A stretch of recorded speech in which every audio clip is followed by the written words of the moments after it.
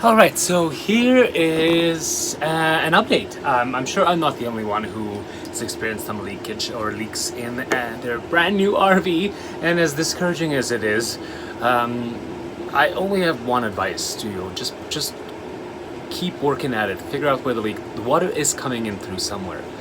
And so we have had our unit in. We've had a bit of a troublesome dealings with our local dealerships, and then we were able to take it to the dealership that we bought it from, which is about an hour and a half outside of our city, and they were able to do a quick next day service for us. So they've fixed some of the seals that are around the slide on the wall of the RV itself.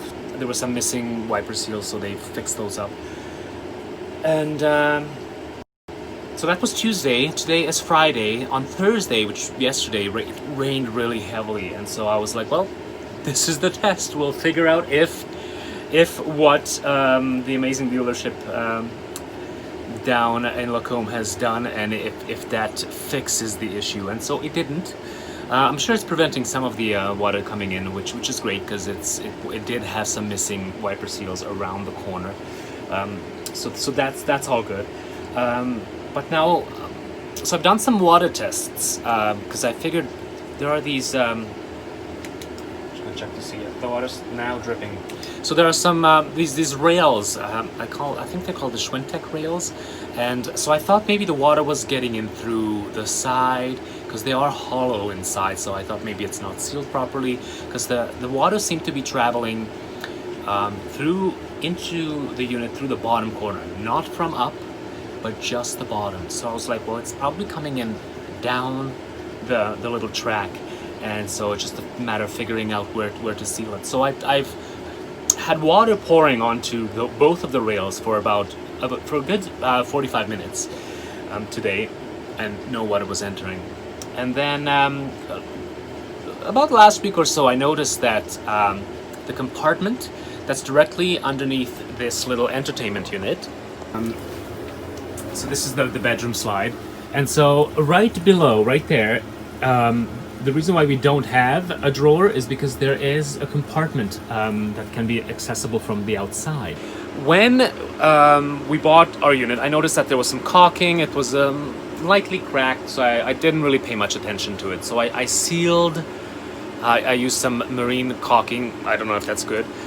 Just to seal that area, and thinking maybe that's where the water was coming from. And so today I'm doing my second test, which is pouring the water directly above, down the slide awning, down the side of the slide, directly around where that storage compartment is. And so after about 20 minutes, I would say, the water started to drip. So I think I've identified that there's something where the water's getting in around that storage box opening, that door. So that's gonna be my next troubleshooting before I call the amazing dealership in Lacombe and try to book another appointment. I don't mind doing these types of troubleshootings or repairs myself.